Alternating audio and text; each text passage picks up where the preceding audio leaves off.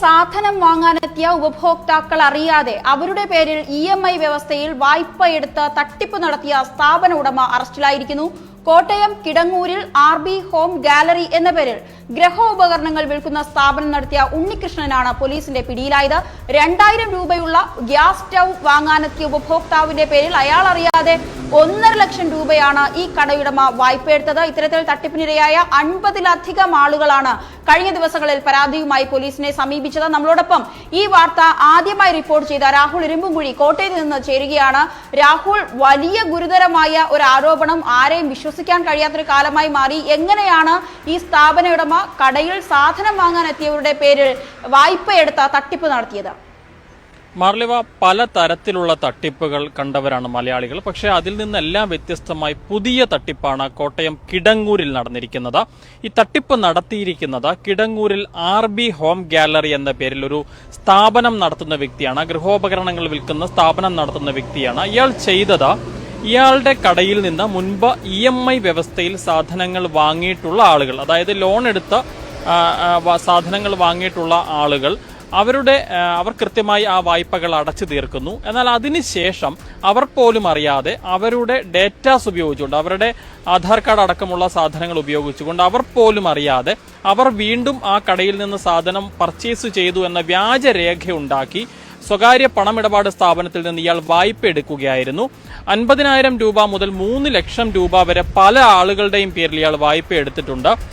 ഇയാൾ ഇങ്ങനെ വായ്പ എടുത്തതിന് ശേഷം കൃത്യമായി ഇയാൾ ആ വായ്പ തിരിച്ചടച്ചു പോരുന്നു. അതായത് 1-ാം തീയതിയാണ് EMI അടയ്ക്കേണ്ടത് എങ്കിൽ അതിന് 2-3 ദിവസങ്ങൾക്ക് മുൻപ് തന്നെ കൃത്യമായി ഇയാൾ നേരിട്ട് ആ പണം അടച്ചു പോരുകയാണ് ചെയ്തത്. അതുകൊണ്ട് തന്നെ ഈ സംഭവം ഈ ആളുകൾ അറിഞ്ഞിരുന്നില്ല.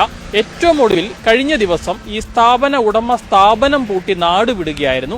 ഈ അവസരത്തിൽ ഈ തിരിച്ചടവ് മുടങ്ങിയതോടെ സ്വകാര്യ പണമിടപാട് സ്ഥാപനമായ ബജാജ് ഫിൻസർവിൽ നിന്ന് ആളുകൾക്ക് നേരിട്ട് വിളിയെത്തി. ഈ സാഹചര്യത്തിലാണ് ഇത്തരത്തിലൊരു തട്ടിപ്പ് നടന്നിട്ടുണ്ട് എന്ന് ഇവർ തിരിച്ചറിയുന്നത്. പല ആളുകളെയും ബജാജ് ഫിൻസർവിൽ നിന്ന് ബന്ധപ്പെടുന്നു. ഈ മാസത്തെ EMI 40,000 അടയ്ക്കണം, 30,000 അടയ്ക്കണം എന്നൊക്കെ ആവശ്യപ്പെടുന്നു. ഈ ഒരു സാഹചര്യത്തിലാണ് എന്ത് EMI എന്ന് നാട്ടുകാർ ചോദിക്കുന്നത്. അപ്പോഴാണ് നിങ്ങൾ ഇത്തരത്തിൽ ഈ സ്ഥാപനത്തിൽ നിന്ന് വാങ്ങിയ ഇന്ന സാധനത്തിന്റെ തിരിച്ചടവാണ് എന്നറിയുന്നത്. ഈ ഒരു സാഹചര്യത്തിൽ ഈ ആളുകൾ സംഘടിച്ച ഈ സ്ഥാപനത്തിലേക്ക് എത്തുമ്പോൾ ഈ സ്ഥാപനം പൂട്ടിയ അവസ്ഥയിലാണ് കണ്ടെത്തുന്നത്. ഈ സാഹചര്യത്തിലാണ് ഈ തട്ടിപ്പ് തിരിച്ചറിയുന്നത്. ഇതിന് പിന്നാലെ ഏതാണ്ട് 50-ലധികം ആളുകളാണ് കിടങ്ങൂർ പോലീസിൽ പരാതിയുമായി എത്തിയത്. കിടങ്ങൂർ പോലീസ് ഈ വിഷയത്തിൽ കേസെടുത്ത് അന്വേഷണം നടത്തി വരികയായിരുന്നു.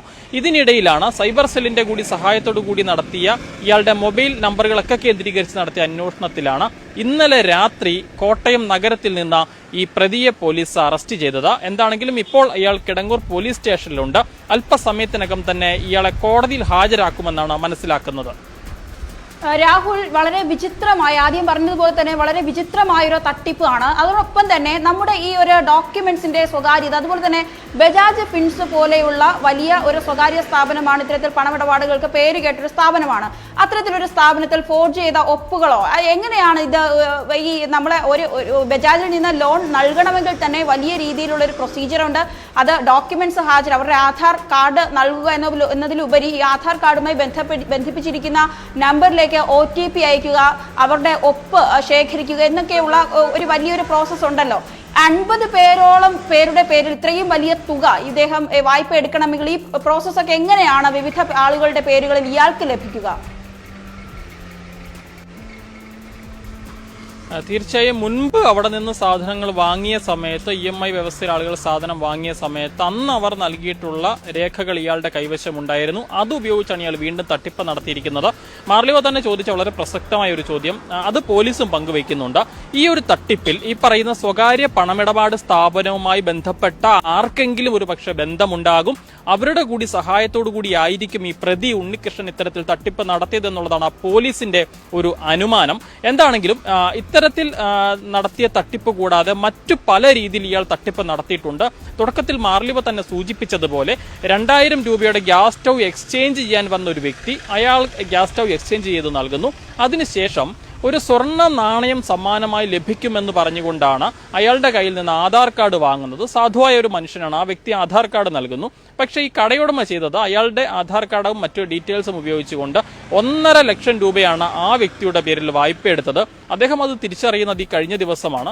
അദ്ദേഹം നമ്മളോട് കഴിഞ്ഞ ദിവസം പ്രതികരിക്കുകയും ചെയ്തിരുന്നു. അദ്ദേഹം തന്നെ പറഞ്ഞത്, വെറും 2000 രൂപയുടെ ഗ്യാസ് സ്റ്റവ് വാങ്ങാൻ പോയി എന്റെ പേരിൽ എടുത്തത് 1.5 ലക്ഷം രൂപയുടെ വായ്പയാണ്, ഞാനിത് എങ്ങനെ തിരിച്ചടയ്ക്കുമെന്നാണ് അദ്ദേഹം ചോദിക്കുന്നത്. 3 ലക്ഷം രൂപ വരെ വായ്പ എടുത്ത ആളുകളുണ്ട്.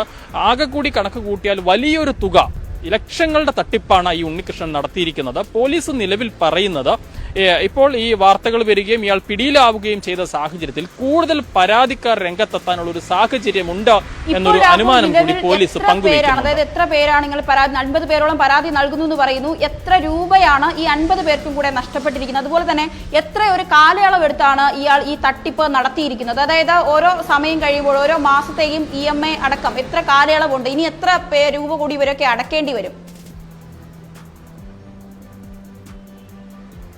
അത് കൃത്യമായി ആകെക്കൂടി തുക എത്രയാണ് എന്ന് ചോദിച്ചാൽ കൃത്യമായി പറയാൻ സാധിക്കില്ല. 50-ലധികം ആളുകൾ പരാതി നൽകിയിട്ടുണ്ട്. അതിൽ 50,000 രൂപ ഒരാളുടെ പേരിൽ എടുത്തിട്ടുണ്ടെങ്കിൽ 3 ലക്ഷം രൂപ വരെ എടുത്ത ആളുകളുണ്ട്. അങ്ങനെ പല തരത്തിലുള്ള തുകകളാണ് ഇവരുടെയൊക്കെ പേരിൽ എടുത്തിരിക്കുന്നത്. ഇത് ഇന്നും ഇന്നലെയും തുടങ്ങിയ തട്ടിപ്പല്ല. ഏതാണ്ട് കഴിഞ്ഞ ഒരു വർഷമായി ഇയാൾ ഇതേ രീതിയിൽ തന്നെ തട്ടിപ്പ് നടത്തി വരികയായിരുന്നു എന്നാണ് പ്രാഥമികമായി ലഭിക്കുന്ന വിവരം. പലപ്പോഴായി പണത്തിനൊക്കെ ആവശ്യം വരുന്ന സമയത്ത്, ഓരോ ഘട്ടത്തിൽ പണത്തിന് ആവശ്യം വരുമ്പോഴും തന്റെ കൈവശമുള്ള ആധാർ ഡീറ്റെയിൽസ് ഉപയോഗിച്ചുകൊണ്ട് ഓരോ ആളുകളുടെ പേരിൽ ഇയാൾ കൃത്യമായി വായ്പകൾ എടുത്തുകൊണ്ടേയിരുന്നു. ഇത് ഇയാൾ കൃത്യമായി ഓരോ ആളുകളുടെ പേരിൽ എടുക്കുന്ന വായ്പയും അത് തിരിച്ചടയ്ക്കേണ്ട ഡേറ്റും ഇയാൾ കൃത്യമായി എഴുതി വെക്കുന്നുണ്ടായിരുന്നു. അതിനുശേഷം അത് കൃത്യമായി തന്നെ ഇയാൾ തിരിച്ചടച്ചു പോവുകയും ചെയ്തിരുന്നു. ഏറ്റവും ഒടുവിൽ ഇയാൾ മുങ്ങിയൊരവസ്ഥയിൽ, കടപൂട്ടി നാടുവിട്ട അവസ്ഥയിലാണ് ഈ സംഭവം പുറത്തറിയുന്നത്. വയസ്സാണ് ഈ ഒരു വ്യക്തിയുടെ, ഈ യുവാവ് എന്നാണ് എനിക്ക് ഫോട്ടോ കണ്ടിട്ട് മനസ്സിലാകുന്നത്. ഇദ്ദേഹത്തിന്റെ വയസ്സ് എത്രയാണ്? അതുപോലെ തന്നെ ഇദ്ദേഹത്തിന് ഇത്തരത്തിലുള്ള ഫിനാൻസ് സർവീസുകളിൽ ഏതെങ്കിലും തരത്തിലൊരു സെയിൽസ്മാൻ ആയോ അല്ലെങ്കിൽ മറ്റേതെങ്കിലും തരത്തിലൊക്കെ അവരുടെ ആപ്ലിക്കേഷൻ പ്രവർത്തിപ്പിച്ച് ഏതെങ്കിലും തരത്തിലുള്ള എക്സ്പീരിയൻസ് ഉള്ള ഒരു പശ്ചാത്തലമുള്ള ഒരു വ്യക്തി കൂടിയാണോ എന്നുള്ളത് കൂടെ പരിശോധിക്കേണ്ടതുണ്ട്. അങ്ങനെ എന്തെങ്കിലും ഒരു വിവരമുണ്ടോ? കാരണം ഇത്ര കൃത്യമായി മറ്റുള്ളവരുടെ പേരിൽ വായ്പ എടുക്കാൻ സാധിക്കുമെന്ന് മനസ്സിലാക്കുന്നു. ഇത് വലിയൊരു ആസൂത്രണത്തിൽ, രാഹുൽ നേരത്തെ സൂചിപ്പിച്ചതുപോലെ ഈ ബജാജിന്റെ ഏതെങ്കിലും ഒരു സ്റ്റാഫുമായി ബന്ധപ്പെട്ട് ആസൂത്രണത്തോടെ നടത്തിയിരിക്കുന്ന ഒരു ഇത് തന്നെയാണെന്നുള്ളതാണ് നമുക്ക് മനസ്സിലാവുന്നത്, അല്ലേ? തീർച്ചയായും ഈ പ്രതിയുടെ പേര് ഉണ്ണികൃഷ്ണൻ എന്നാണ്. ഇയാളുടെ പ്രായം ഏതാണ്ട് 35 വയസ്സ് 36 വയസ്സാണ്. ഇതിലേറ്റവും ശ്രദ്ധേയമായ ഒരു കാര്യമെന്ന് പറയുന്നത്, ഇയാൾ വഞ്ചിച്ചിരിക്കുന്നത് ഇയാളുമായി ഏറ്റവും അടുപ്പമുള്ള ഇയാളുടെ സുഹൃത്തുക്കൾ, ഇയാളുടെ നാട്ടുകാർ, ഇയാളുടെ അയൽവാസികൾ എന്നിവരെയാണ്. ഇയാൾക്കൊപ്പം 1-ാം ക്ലാസ് മുതൽ ഡിഗ്രി വരെ പഠിച്ച ഒരു വ്യക്തിയെ പോലും ഇയാൾ ഇത്തരത്തിൽ തട്ടിപ്പിനെ ഇരയാക്കിയിട്ടുണ്ട്. അയാളുടെ പേരിൽ 2.5 ലക്ഷം രൂപയാണ് വായ്പ എടുത്തിരിക്കുന്നത് എന്നുള്ളതാണ് നമ്മൾ മനസ്സിലാക്കുന്നത്. പിന്നീട് മാർലിവ ചോദിച്ച കാര്യത്തിലേക്ക് വരികയാണെങ്കിൽ, സ്വാഭാവികമായും പോലീസ് പറയുന്നത് ഈ ഉണ്ണികൃഷ്ണന്റെ മാത്രം കഴിവ് കൊണ്ടോ അയാളുടെ മാത്രം പ്രയത്നം കൊണ്ടോ ഇത്തരത്തിൽ വലിയ ഒരു തട്ടിപ്പ് നടത്തുക എന്നത് ഒരിക്കലും പ്രായോഗികമല്ല. അതുകൊണ്ട് തന്നെ ഇതിന് പിന്നിൽ കൃത്യമായി പറയട്ടെ, ആ ധനകാര്യ സ്ഥാപനവുമായി ബന്ധപ്പെട്ട അല്ലെങ്കിൽ ആ ധനകാര്യ സ്ഥാപനത്തിന്റെ താഴെത്തട്ടിൽ ജോലി ചെയ്യുന്ന ഏതെങ്കിലും ഒരു വ്യക്തിക്ക്, അതിന്റെ മുകളിലിരിക്കുന്ന ആളുകളുടെ അറിവോടുകൂടിയല്ല, അതിൽ താഴെത്തട്ടിൽ ജോലി ചെയ്യുന്ന ഏതെങ്കിലും ഒരു വ്യക്തിയുടെ സഹായം ഇയാൾക്ക് ലഭിച്ചിട്ടുണ്ടാകും. അയാളുടെ കൂടി അറിവോടുകൂടിയും സമ്മതത്തോടു കൂടിയും ഇല്ലെങ്കിൽ ഇതിന്റെ പങ്കു പറ്റിക്കൊണ്ടുമായിരിക്കാം ഈ പറയുന്ന തട്ടിപ്പ് നടത്തിയത് എന്നുള്ളതാണ് നിലവിൽ പോലീസ് അനുമാനിക്കുന്നത്. അത്തരത്തിലുള്ള അന്വേഷണം പോലീസ് നടത്തുകയും ചെയ്യുന്നുണ്ട്. സംബന്ധിച്ച് വലിയൊരു തട്ടിപ്പ് കേസ് എന്നതിനോടൊപ്പം തന്നെ വലിയൊരു ഇൻഫോർമേറ്റീവ് ആയിട്ടുള്ള, അതായത് ഇത്തരത്തിലുള്ള കാര്യങ്ങളൊക്കെ നമ്മൾ അറിഞ്ഞിരിക്കണം എന്നുള്ളതാണ്. നമ്മുടെ സ്വകാര്യ വിവരങ്ങൾ അത് ഏത് പ്ലാറ്റ്ഫോമിൽ ആർക്ക് നമ്മൾ കൈമാറിയാലും അതിന്റെ സെക്യൂരിറ്റി എത്രത്തോളം ഉണ്ട് എന്നുള്ളത് ഉറപ്പാക്കേണ്ട ഒരു ബാധ്യത കൂടി ഇനി സാധാരണക്കാരുടേതായി മാറുകയാണ്.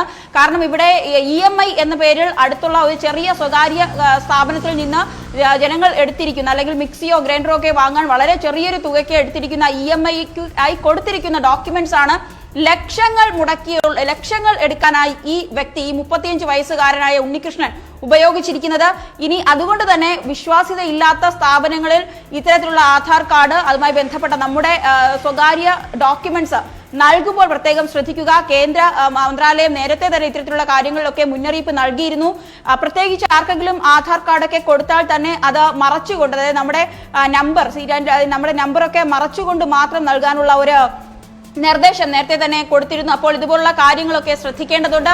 ഓരോ ദിവസം കഴിയുമ്പോഴും സംസ്ഥാനത്ത് വിവിധ ഭാഗങ്ങളിൽ അല്ലെങ്കിൽ രാജ്യത്തൊക്കെ വിവിധ തരം തട്ടിപ്പുകളാണ്, നമുക്ക് പ്രതീക്ഷിക്കാനാകാത്ത തട്ടിപ്പുകളാണ് പല സ്ഥലങ്ങളിലും നടക്കുന്നത്. എന്തായാലും അവസാനമായി രാഹുൽ എരുംകുഴിയോട് ഒന്നുകൂടെ ചോദിക്കുകയാണ്, ഈ വ്യക്തി ഇപ്പോൾ നിലവിൽ പോലീസിന്റെ കസ്റ്റഡിയിലാണ്, എഫ്ഐആർ ഇട്ട് കേസ് ചാർജ് ചെയ്തിരുന്നല്ലോ.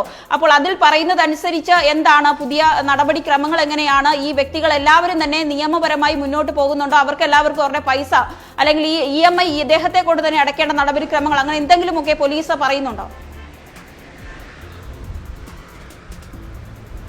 അത് എന്താണ്, എങ്ങനെയാണ് നടപടിക്രമങ്ങൾ എന്നുള്ളത് അറിയില്ല. എന്താണെങ്കിലും നിലവിൽ ഈ വ്യക്തി പോലീസിന്റെ കസ്റ്റഡിയിലായിട്ടുണ്ട്. ഇയാളുടെ അറസ്റ്റ് ഇന്നലെ പോലീസ് രേഖപ്പെടുത്തിയിട്ടുണ്ട്. അല്പസമയത്തിനകം തന്നെ ഇയാളെ കോടതിയിൽ ഹാജരാക്കുമെന്നാണ് അറിയാൻ സാധിക്കുന്നത്. സ്വാഭാവികമായും ഇയാളെ കോടതിയിൽ ഹാജരാക്കിയാൽ റിമാൻഡ് ചെയ്യാനുള്ള സാധ്യതയുണ്ട്.